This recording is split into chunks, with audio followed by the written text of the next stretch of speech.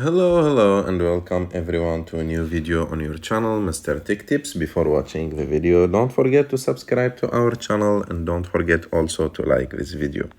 In today's video, I will show you how to make your YouTube playlists private on your mobile phone. To do this, you just need to go to the YouTube app. After that, click on your picture on the bottom right of the screen. And after that, go to the option of playlists.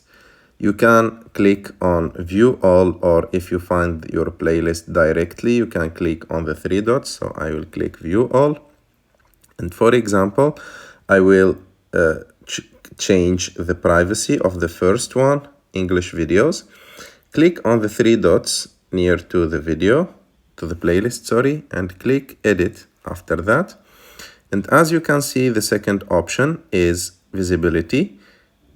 Just click on it, and as you can see, there is an option called private. You can change your playlist and put it private.